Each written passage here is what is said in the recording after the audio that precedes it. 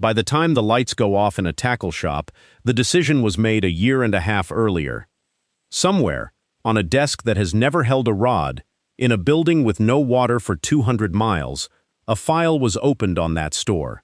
And the closing, the paper taped to the door, the empty racks, the guy behind the counter shaking your hand one last time, that isn't the beginning of the story, it's the last page. Here's the part nobody says out loud. Last year, more than 50 million Americans went fishing. In some states, license numbers hit highs not seen in almost 20 years. Whole new waves of people picked up a rod for the first time. The sport isn't dying, it's crowded. And yet the stores where all those anglers buy their gear are going dark, one after another, clear across the country. That's the contradiction I want to sit inside for the next 20 minutes. You didn't stop fishing. You didn't stop spending. So who decided your shop had to close? I read those decisions for a living. I've watched this one get made, not once, but 6 times over. And I'm going to open 6 real files with you. 5 names the machine has already marked, and 1 name that survives all of it, because it's the reason the other 5 are gone. If you've ever stood in a shop that's closing and felt like you did something wrong, like maybe if you'd spent a little more, come in a little more often, it would still be open, put that down. This was never about you. Picture your shop on its best day. Saturday morning, the lot full, the bell over the door never stops, the register ringing all the way to close. It can be exactly that busy, and already be marked to die. Because the number that decides its fate isn't the count of anglers walking in. It's a single line on a loan document, in a city where nobody has ever tied on a lure. The truth is simpler and colder. There is a whole layer of machinery sitting between you and that cash register, and it runs on a logic that has nothing to do with fish, debt, leases, interest rates, distribution contracts, credit card portfolios. That layer decides which doors stay open, and it decides it in a spreadsheet months before anyone tapes a sign to the glass. And here's why it was never explained to you. You cannot patent it. You cannot bottle it and sell it back to an angler every spring in a fresh blister pack. There is no peg on the tackle wall where it hangs. It's knowledge that earns nobody in that supply chain a single dollar to teach you, so nobody does. The shop can't. The distributor won't. The brand has no reason to. It just sits there, invisible, quietly deciding the fate of the one place in your town that still knows what the fish are doing. So let me open the files. Think of each of these 6 names as a patient chart. Same disease, 6 different ways it shows up on the page. We start with the most common one. File 1, West Marine. If you've fished salt anywhere from Florida to the Chesapeake to the Pacific coast, you know it. The largest boating and fishing retailer in the country. More than 200 stores at its peak. In 2017, a private equity firm called Monomoy Capital Partners took it private for something around $338 million. Now here's the mechanic that matters, the one almost nobody explains. Picture buying a house, except you don't pay for it. You take out the loan, and then you make the house itself responsible for the payments. That's a leveraged buyout. The firm borrows against the company, and the debt lands on the company's own books. West Marine, in effect, was handed the bill for its own purchase. That works fine while sales are strong and borrowing is cheap. And for a few years, through a pandemic boating boom, it was. Then interest rates climbed. Spending on anything you don't strictly need softened. And the same debt that looked survivable a few years earlier became a weight the company could no longer lift. And this is not one firm's bad luck. 2 researchers, Eileen Applebaum and Rosemary Batt, documented this exact pattern across American retail. Debt bolted onto a company through a buyout, fees drawn out along the way, and the operating business left holding a structure it was never built to carry. West Marine is simply a clean, recent example, standing in salt water. Now, a lot of videos will tell you West Marine went bankrupt in 2019, then again in 2023. That's wrong. And the wrong version buries the real story. What happened in 2023 was an out-of-court debt restructuring, roughly $800 million renegotiated, fresh money in, no courtroom. The real bankruptcy, the actual Chapter 11, did not come until 2026. And when it came, the company moved to close 59 stores across 23 states, confirmed in its own filings, reported by Fox Business. For a coastal angler, that was the one counter within reach where you could buy rope, a radio, and tackle under a single roof. The leverage trap didn't take the fish. It took the roof. And the people who set it never once got their feet wet. Which raises the question the next file answers. What happens when the thing that dies isn't a store you can see, but the shelf behind it? File 2. Big Rock Sports. And, if you've never heard the name, that is the whole point. You were never meant to. Big Rock wasn't a store you walked into. It was a distributor, the invisible backbone that kept thousands of independent tackle shops stocked. Think of the water main under the street. You never think about it. You turn the tap. Water comes out. Big Rock was the water main for something like 20,000 fishing, hunting, and outdoor retailers. In January of 2026, it filed for Chapter 7, not 11, 7, and that one number is the difference between a coma and a death. Chapter 11 is reorganization. The company gets a second chance. Chapter 7 is liquidation. The company simply stops existing. Big Rock listed more than $100 million in liabilities and roughly $83 million in claims that vendors will likely never see paid. Here's where it lands on your water. When the distributor dies, the small shop that leaned on it has two options, and both are bad. Option 1. Go straight to the manufacturers, who won't sell to you unless you order in volumes a little shop can't afford. Option 2. Crawl to a surviving distributor who now holds all the leverage and none of the mercy on price.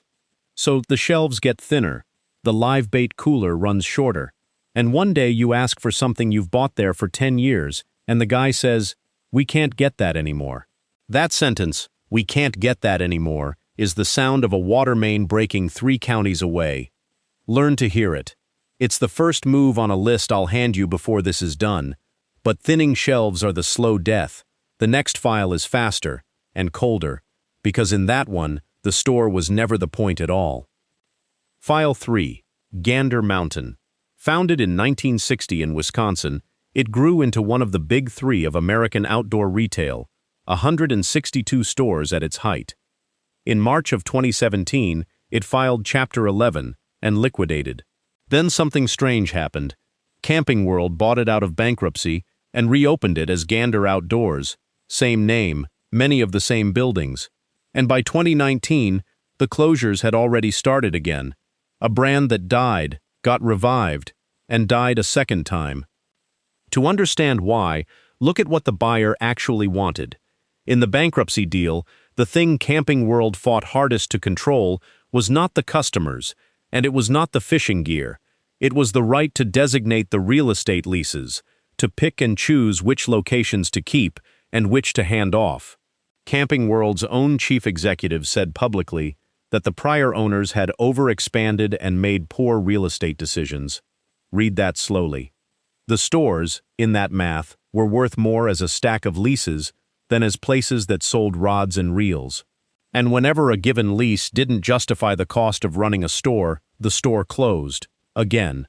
Here's the picture. Imagine someone buys the diner you've eaten at for 30 years, not because they want to cook you breakfast, but because they want the corner it sits on. That's real estate arbitrage.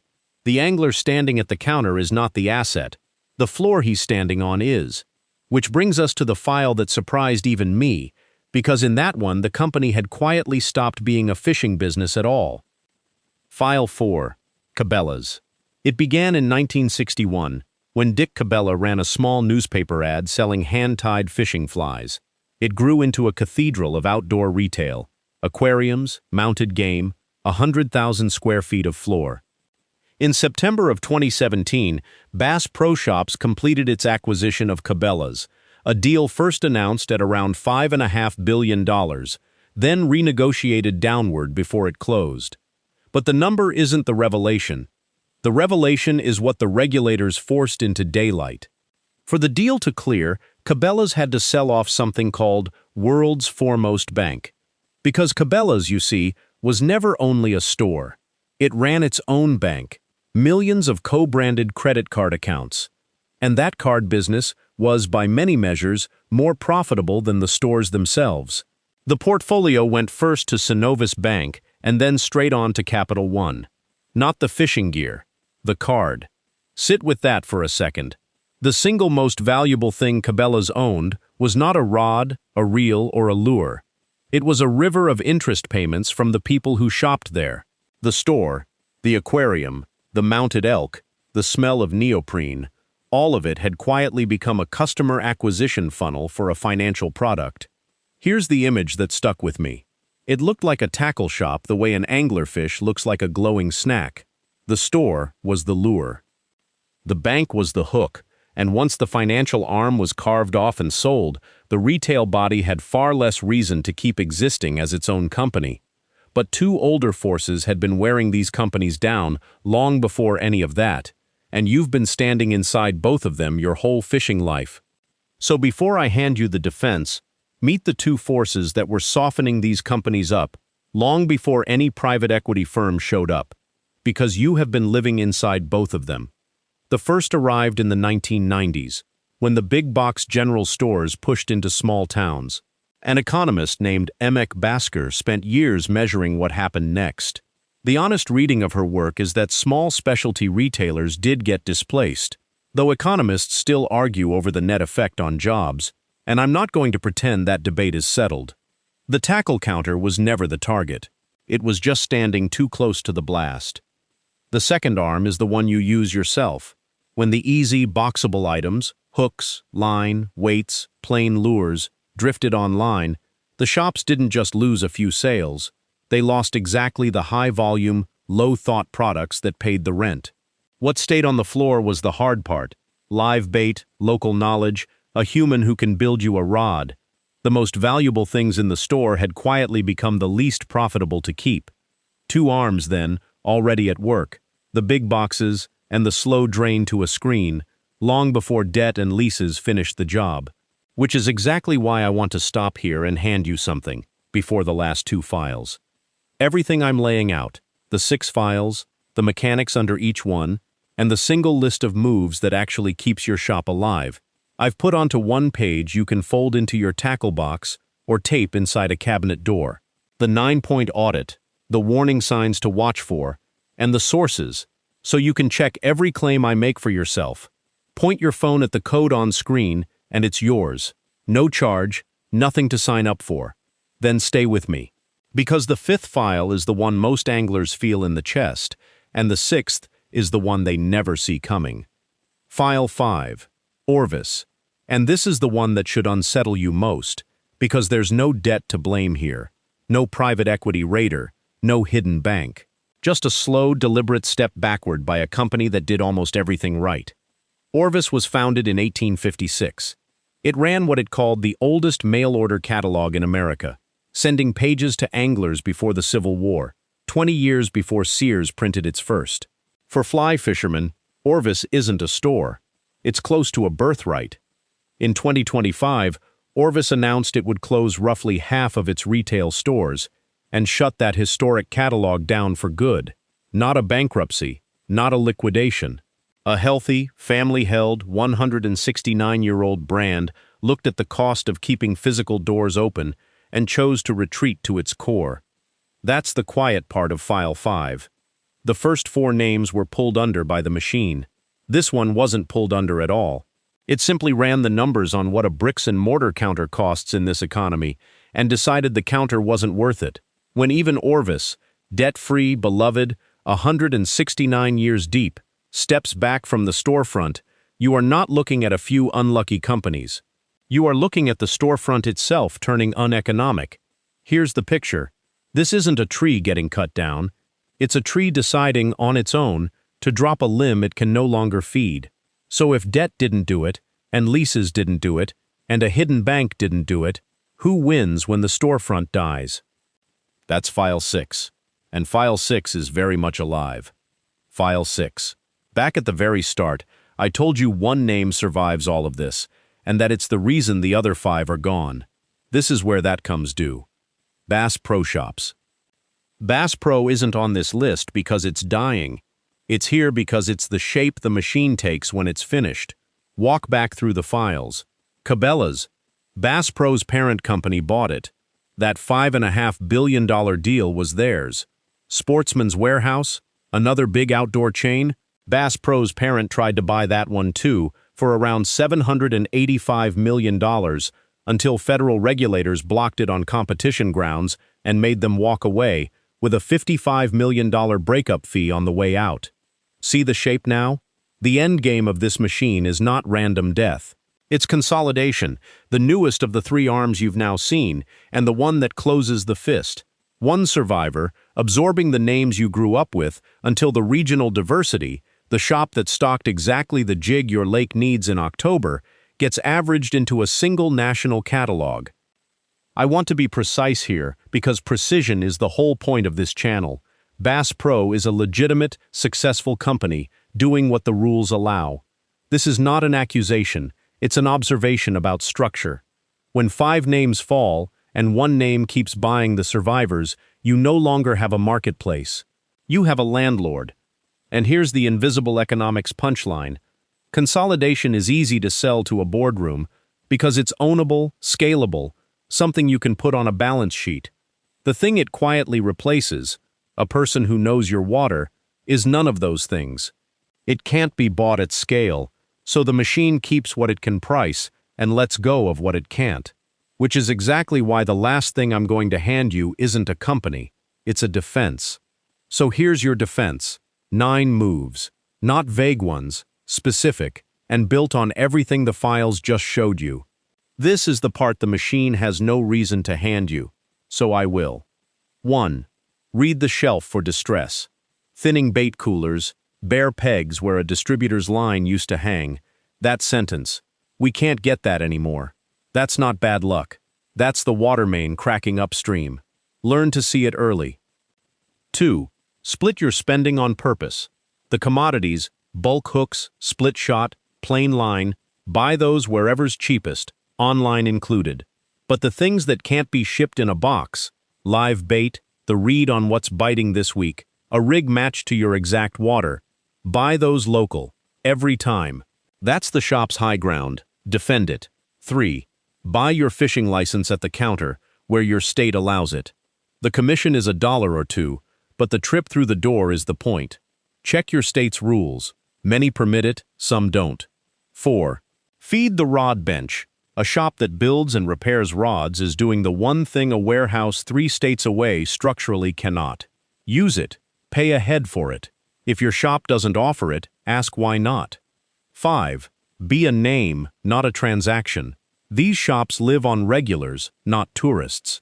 The regional knowledge behind that counter is the real product, and it only stays if the person holding it can make rent. 6. Ask which brands are dealer-supported. Buying those lines at an authorized local shop routes real margin back to the shop. The same item on a marketplace routes it somewhere else entirely. 7. Know your backup sources before you need them. Direct from brand programs, regional distributors, local clubs. When a backbone like Big Rock snaps, the anglers who already knew the alternates never lost a single weekend on the water. 8. Learn to appraise used tackle. A supply chain breaking into pieces makes the second-hand market, clubs, swap meets, local listings, genuinely more valuable. Knowing how to judge a used rod or reel stretches your money and takes pressure off a chain already under strain. Check your local rules on private sales. 9. And this one matters most. Do not confuse the collapse of the stores with the death of the sport. The data says the opposite. Participation sits near record highs. The doors close because of debt and structure, not because anyone stopped wanting to fish. Which means the shop worth saving is still worth saving. So spend like you know that. Go back to that file on the desk, the one that opens 1.5 years before the lights go off.